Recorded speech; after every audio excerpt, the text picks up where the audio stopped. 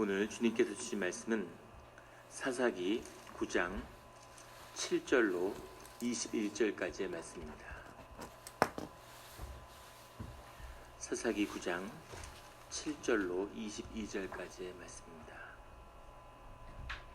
다 같이 한 목소리로 봉독하시겠습니다. 사람들이 요담에게 그 일을 알림해 요담이 그리심 산 꼭대기로 가서 서서 그의 목소리를 높여 그들에게 외쳐 이르되 세겜 사람들아 내 말을 들으라. 그리하여야 하나님이 너희의 말을 들으시리라. 하루는 나무들이 나가서 기름을 부어 자신들 위에 왕으로 삼으려 하여 감람나무에게 이르되 너는 우리 위에 왕이 되라 하매 감람나무가 그들에게 이르되 내게 있는 나의 기름은 하나님과 사람을 영화롭게 하나니 내가 어찌 그것을 버리고 가서 나무들 위에 우쭐대리오 한지라. 나무들이 또 무화과 나무에게 이르되 너는 와서 우리 위에 왕이 되라 하매 무화과 나무가 그들에게 이르되 나의 단 것과 나의 아름다운 열매를 내가 어찌 버리고 가서 나무들 위에 우쭐대리오 한지라. 나무들이 또 포도나무에게 이르되 너는 와서 우리 위에 왕이 되라 하매 포도나무가 그들에게 이르되 하나님과 사람을 기쁘게 하는 내 포도주를 내가 어찌 버리고 가서 나무들 위에 우쭐대리오 한지라.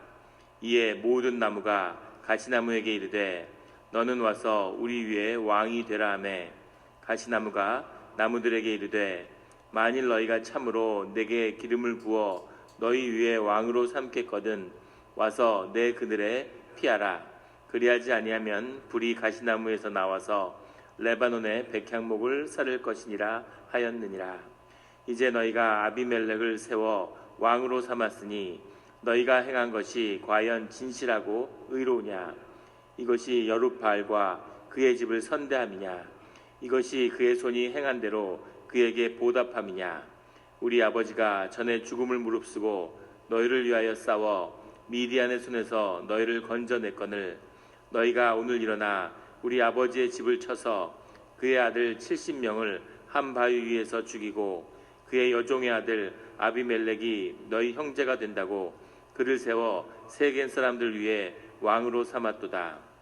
만일 너희가 오늘 여룻바알과 그의 집을 대접한 것이 진실하고 의로운 일이면 너희가 아비멜렉으로 말미암아 기뻐할 것이요 아비멜렉도 너희로 말미암아 기뻐하려니와 그렇지 아니하면 아비멜렉에서 불이 나와서 세겜 사람들과 밀로의 집을 살을 것이요 세겜 사람들과 밀로의 집에서도 불이 나와 아비멜렉을 살을 것이니라 하고 요담이 그의 형제 아비멜렉 앞에서 도망하여 피해서 부엘로 가서 거기서 거주하니라. 아멘. 다 같이 묵상 기도를 드리겠습니다.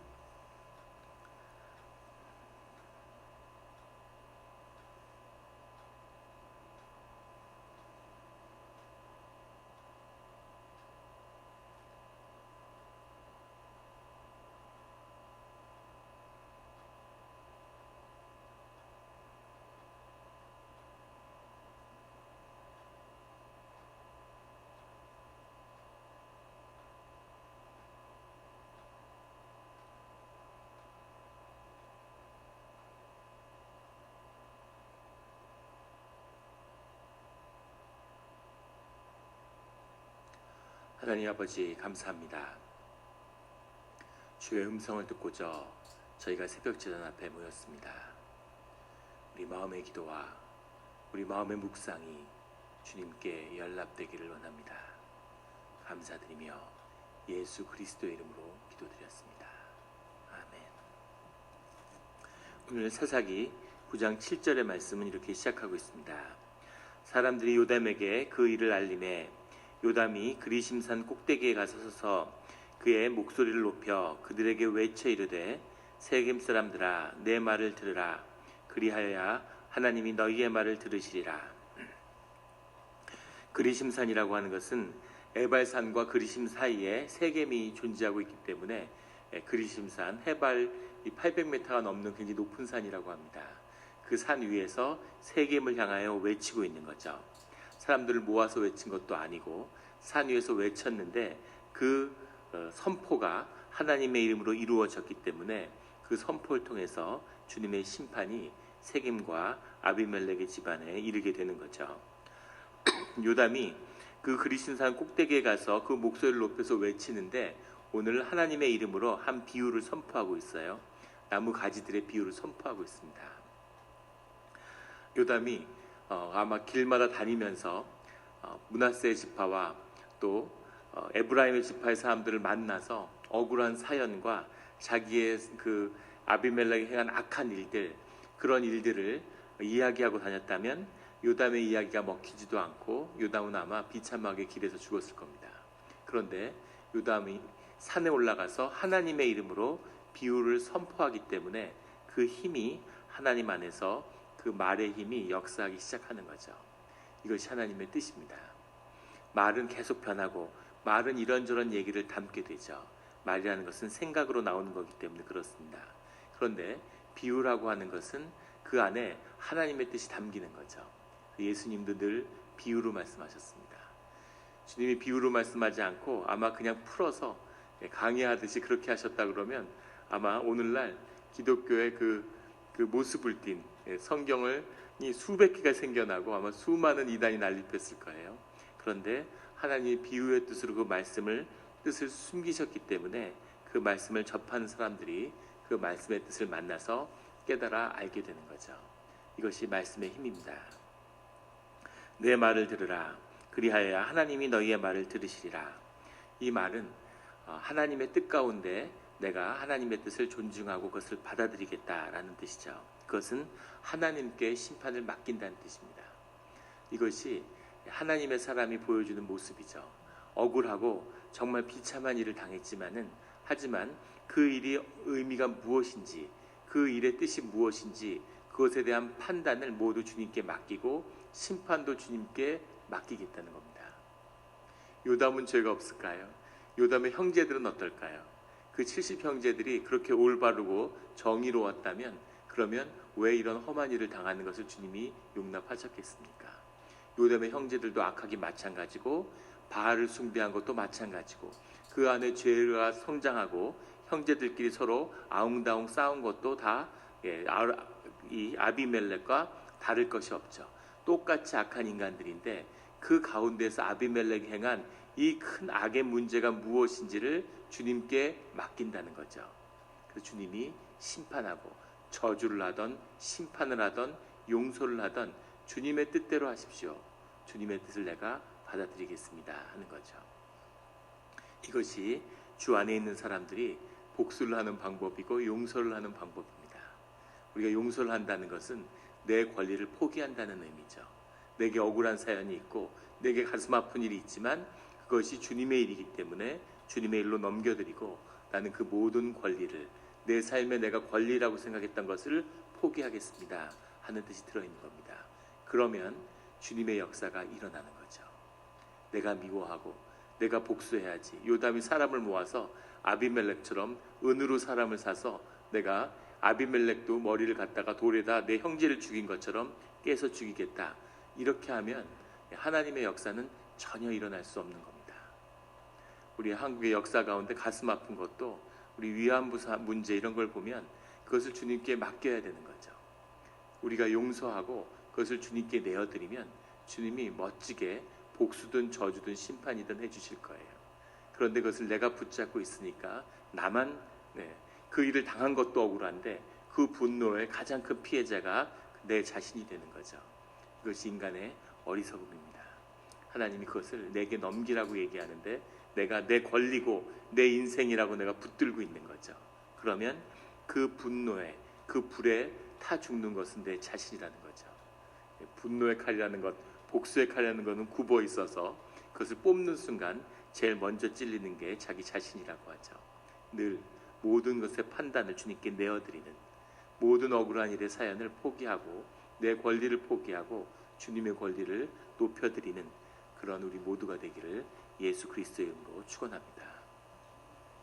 요담은 물론 이 상황에서 자기 혼자서 뭐 달리 할 수 있는 일도 없었겠죠.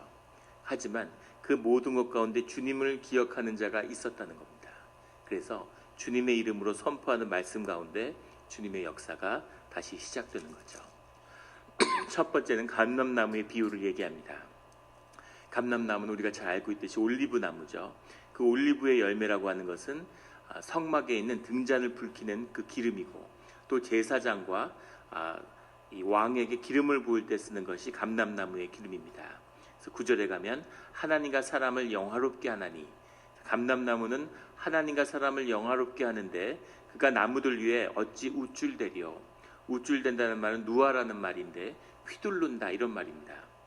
떤다는 뜻도 들어있고, 그래서 그 위에서 자기 멋대로 하는, 어떻게 하나님을 영화롭게 하는, 사람을 영화롭게 하는 것에 부름받은 자가 세상 위에서 우쭐거리는, 자기의 힘을 마음대로 휘두르는 그런 자리에 서 있을 수 있겠느냐라고 감람나무가 거절했다는 거죠.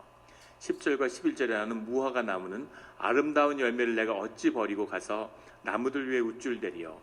이 무화과 나무는 1년 중에 10개월 열매를 낸다고 그러죠. 늘 주님 가운데 변치 않는 은혜를 상징하는 이 무화과 나무가 어찌 일반 나무들 위해서 내가 우쭐대겠느냐라고 거절했다는 거죠. 12절에 나오는 포도나무, 포도나무는 주님의 축복을 상징하는 거죠. 그 포도나무 역시 하나님과 사람을 기쁘게 하는 내 포도주를 내가 어찌 버리고 가서 사람들 위해 우쭐대리요. 포도주는 주님의 축복이고 또 사람을 치유하는 그런 약으로도 쓰였는데, 그 포도나무가 어떻게 나무들 위해 쓰겠느냐. 감람나무, 무화과나무, 포도나무의 다 의미는 하나님과의 관계입니다. 하나님께 부르심을 받고 하나님 안에서 자신의 의미를 갖는, 존재의 가치를 찾는 자들이 어찌 세상 위에서 세상 권력을 탐하겠느냐라고 거절했다는 거죠. 하나님의 부르심을 받은 자만이 그 나무들 위에 세워져야 되는데, 그것은 감람나무도 무화과나무도 포도나무도 아니었다는 겁니다. 그것은 그들이 하나님의 뜻을 존중하기 때문에 하나님의 세움을 받을 때에는 쓸 수 있겠죠. 하지만 하나님이 세우지 않을 때에는 모두 다 그 자리에 쓰지 않는다는 겁니다. 그런데 14절에 나오는 가시나무는 창세기 3장 18절에 나오는 우리가 잘 아는 저주의 상징이죠. 사막에 굴러다니는 관목 같은 그 가시나무라고 하는 것은 아무 나오는 것도 없고 땔감으로 걷어서 태우는 것 말고는 쓸 일이 없는데, 그나마도 아주 어려운 상황이 아니면 가시나무는 손을 대지 않았다고. 왜냐하면 잘못하면 찔리니까. 그래서 이제 가까이 하지 않는다는 거죠. 그런데 15절에 가시나무가 나무들에게 이르되 만일 너희가 참으로 내게 기름을 부어 너희 위에 왕으로 삼겠거든. 하나님의 부르심이 없고 하나님이 축복하지 않았는데 너희들이 내게 기름을 부어서 너희 위에 왕으로 삼겠느냐. 사람들의 기름 부음으로 왕이 되겠다는 거죠. 그러면 와서 내 그늘에 피하라. 그리하지 아니하면 불이 가시나무에서 나와서 레바논의 백향목을 사를 것이라. 레바논의 백향목이라는 것도 축복을 상징하는 것인데, 레바논의 백향목 이럴 때는 보통은 이제 이스라엘과 유다의 지도자들을 지칭하는 거죠. 그 지도자들을 살 것이다.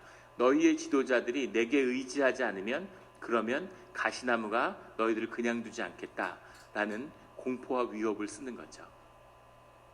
이것이 세상의 권력의 원칙이죠. 두려움을 자극하는 겁니다.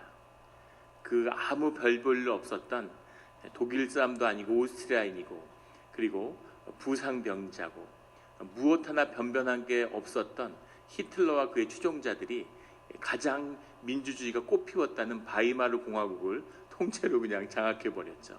그 장악했던 사건이 장검의 밤이라고 부르는, 나치들이 장검의 밤이라고 부르는 사건인데, 국회의사당에 불을 지르고 그것을 정치적 반대파들이 불을 질렀다고 덮어 씌워서 그 사람들을 밤에 아무런 법적인 근거 없이 물리적인 폭력으로 제압한 겁니다. 그런데 이 바이마르 공화국의 위선은 다들 뭐 이렇고 저렇고 얘기하지만 사실 본질은 무엇이냐면 그 히틀러와 나치들이 두려운 거죠. 개인적으로 린치를 가하고 와서 테러를 가하고 지지자들이 와서 폭력을 행사하고 이런 게 두려운 겁니다. 정치 권력이라는 것은 항상 물리적인 힘을 이용하죠. 반대파를 공격하고 요즘은 막 댓글로 모욕을 하고 가가지고 막 인신 공격을 하고 그런 게 더럽고 싫으니까 다 피하는 거죠. 아유 가까이 하지 말아야지. 그런데 그런 폭력을 적절히 이용해서 권력을 장악했다는 겁니다. 또 하나는 그들의 두려움 가운데 숨어있는 무기력을 공략하는 거죠. 사람이 두려움에 사로잡히면 무기력해지죠. 그래서 늘 사람이 무너지는 것은 두려움 앞에 무너지는 겁니다. 두려움의 대상이 아니라 두려움 그 자체죠. 두려움이라고 하는 것, 오늘 저녁에 나오는 창세기에 나오는 두려움의 주제이기도 한데 늘 신기하게도 새벽 주제와 이 수요 집회 그는 항상 맞아서 같이 돌아가요. 하나님이 주신 것이 두려움이죠. 두려움이 없으면 생존 세계에서 살아남지 못합니다. 두려움이라는 것은 생존 세계의 위협을 감지하기 위해서 주님이 주신 우리에게 어떻게 보면 축복인 거죠. 그래서 우리는 두려워하고 주님 우리를 만날 때마다 두려워하지 말라고 말씀하시죠. 우리가 두려워해야 할 대상이 사실은 하나님인 거죠. 하나님이 모든 주신 것 안에 관계 속에 묶여 있으면 어제는 우리가 그 죄의 얘기를 하면서 탐욕의 문제, 욕심의 문제를 다뤘는데 그 하나님이 없기 때문에 욕심이 끝간데 없이 가서 결국은 사망에 이르는 큰 죄의 문제로 중독의 문제로 끝나는 것처럼 두려움이라는 것도 하나님과 연결되어 있으면 가장 우리 가운데 중심에 두려워하는 두려움의 대상이 하나님이어야 한다는 것을 만나게 되는 거죠. 그래서 하나님을 두려워하는 자는 두려움에서 벗어나는 겁니다. 그런데 하나님과의 관계가 끈이 떨어져 있는 사람, 하나님하고 관계가 없는 자는 그 두려움에 증폭되는 그 두려움 자체에 묶이는 거죠. 그런 자들은 무력해지고 그 두려움에 무릎을 꿇게 되는 거죠. 늘 이 두려움과 폭력이라는 걸 통해서 세상의 권력은 움직이는 거죠. 아비멜렉은 그것을 정확히 알고 있고 바알에 사로잡힌 자들은 그 권세의 능력이 어디서 오는지를 알고 있는 거죠. 그것이 가시나무의 권세인데 그 가시나무의 권세가 아비멜렉의 본질이 아니냐라고 선포하는 겁니다. 폭로하는 거죠. 악의 본질을 폭로하는 것, 이것이 선이 승리하는 길임을 보여주고 있습니다. 늘 악과 맞서서 지지 않는, 싸워서 주의 이름으로 승리하는 우리 모두가 되기를 예수 그리스도의 이름으로 축원합니다. 16절에 보면 이제 너희가 아비멜렉을 세워 왕으로 삼았으니 너희가 행한 것이 과연 진실하고 의로우냐. 주님의 일은 본질이 진실과 의로움이죠. 진실과 의로움이 주 앞에 나가는 길이고 주님이 우리의 삶을 받으시는 유일한 자리입니다. 늘 진실하고 주님의 공의하에 서 있어야 되는 거죠. 그런데 그것이 너희의 일이 진실하고 공의로운 것이었느냐라고 묻고 있는 겁니다. 이것이 여룻바알과 그의 집을 선대함이냐, 이것이 그의 손이 행한 대로 그에게 보답함이냐. 하나님의 이름을, 하나님의 사람을 선대하는 자 가운데 하나님의 축복이 온다고 하는 것을 모든 사람들이 느끼고 알고 있는 거죠. 이것은 하나님이 세상에 기초로 깔아놓으신 섭리 같은 겁니다. 그래서 세상 사람들은 그걸 다 느껴요. 사람들은 영물이기 때문에 영의 존재로 다 아는 겁니다. 무슨 큰 종교의 이름이 아니라 무슨 독트리나라는 게 아니라 선한 것이 나가면 선한 것이 돌아오고 악한 것이 나가면 악한 것이 보응한다는 것을 알고 있는 거죠. 하물며 이 기드온과 그의 가족에게 기드온이 이스라엘에 행한 일을 너희들이 기억하는데 그 일을 이렇게 갚는 것이 선한 일이겠느냐라는 이야기를 하는 거죠. 하나님을 향한 두려움을 일깨우는 겁니다. 가시나무도 똑같이 아비멜렉도 두려움의 전략을 쓰는데 요담도 두려움을 자극하고 있는 거죠. 하지만 이 두려움이라고 하는 것은 하나님을 두려워해라 라고 하는 하나님을 향한 두려움을 일깨우는 겁니다. 너희들이 두려워해야 할 대상은 아비멜렉이 아니라 하나님이다 라는 것을 일깨우는 거죠. 하나님이 이 일을 어떻게 다루겠느냐, 이것을 질문을 받고 이 진실을 마주하는 자들은 두려움에 떨 수밖에 없는 거죠. 기드온의 자손들을 하다가 다 돌에 머리를 깨서 죽였는데 이제 어떡하지 하는 두려움이 밀려오게 되는 거죠. 하나님의 역사가 시작되는 것이 이미 말씀으로 선포되고 있는 겁니다. 18절에 나오는 그를 세워 세겜 사람들 위에 왕으로 삼았더라.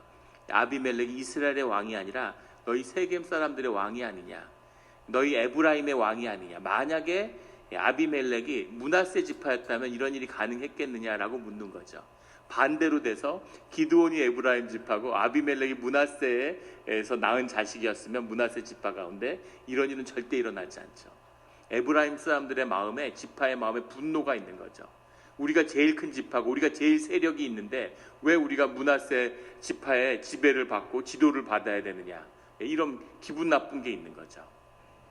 그래서 그 분노에 불을 지핀 것이 아비멜렉이죠. 야, 나는 기드온의 아들 중에서 유일하게 에브라임 지파에 속한 사람이 아니냐, 너희가 내 가족이 아니냐, 이렇게 해서 그걸 이용해 가지고 왕이 됐는데 너는 이스라엘의 왕이 아니라 세겜 사람들 위에 왕이 된 게 아니냐, 네가 사사냐, 네가 이스라엘의 지도자냐, 너는 세겜 사람들이 왕으로 세운 그 사람들의 왕일 뿐이다 라는 것을 선포하고 있는 겁니다. 19절에 만일 너희가 오늘 여룻바알과 그의 집에 대접한 것이 진실하고 의로운 일이면 너희가 아비멜렉으로 말미암아 기뻐할 것이요 아비멜렉도 너희로 말미암아 기뻐하려니와. 그것이 하나님의 일이었다면, 그것이 진실하고 의로운 일이었다면 하나님이 그 안에 계실 테니까 그 안에 주의 기쁨이 머물지 않겠느냐. 그런데 그 일이 아니었다면 그 불이 나와서 너희가 너희를 서로 사르는 그런 일이 일어날 것이다 라고 선포하고 있습니다. 악의 역사는 스스로 다퉈서 무너지는 거죠. 이것이 악의 본질임을 선포하고 있습니다. 오늘 요담처럼 늘 어떤 일이 벌어지든지 내가 삶의 권리, 내 삶의 권리가 내게 없음을 인정하고 주님께 그 모든 판단을 넘겨드리는 그런 지혜와 용기와 또 하나님의 의가 함께하는 그런 우리 모두가 되기를 예수 그리스도의 이름으로 축원합니다.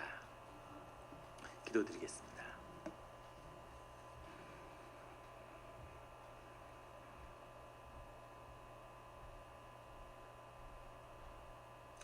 하나님 아버지 감사합니다. 하나님 귀한 말씀을 주시니 감사합니다. 우리가 주 안에서 감람나무가 되고 포도나무가 되고 무화과 나무가 되기를 소원합니다. 세상이 커 보이고 세상 위에서 우쭐대고 싶은 마음이 우리 가운데 있음을 주님이 아십니다. 세상의 기름 부음이라도 받아서 세상에서 우쭐댐으로 자신을 높이고 그렇게 자신을 속이는 것으로 하나님과 멀어지는, 세상을 의지하고 살면서 결코 일생 가운데 한 번을 주님을 믿을 수가 없는, 그것이 우리들의 가시나무가 된 심령의 실제임을 주님이 아십니다. 이런 존재를, 이런 악한 존재를 위해서 예수 그리스도의 보혈을 흘려주시니 감사합니다. 늘 그 보혈을 기억하며 주님과 연결되어서 감람나무가 되고 포도나무가 되고 무화과 나무가 돼서 삶의 열매 맺게 하여 주시옵소서. 세상과의 관계를 완전히 끊어버리고 두려워할 것만을 두려워하는 자가 되게 하여 주시옵소서. 세상의 그 무엇도 우리를 두렵게 할 수 없사오니 두려움에 무릎 꿇지 않고 오직 주님 앞에만 무릎 꿇음으로 세상을 향하여 승리하는 그런 하나님의 자녀가 되게 하여 주시옵소서. 주님, 또 오늘 하루 가운데 우리의 자녀들을 뉴스그룹 리트릿에 맡기고 있습니다. 하나님, 오늘 하루 지켜주시고 보혈로 아이들 덮어주시고 마음 가운데 하나님의 심령이 임해서 하나님을 깊이 체험하는 기쁨 가운데 주님을 만나는 그런 귀한 시간 되게 하여 주시옵소서. 모든 것을 주님께 맡기며 감사드리며 예수 그리스도의 이름으로 기도드렸습니다.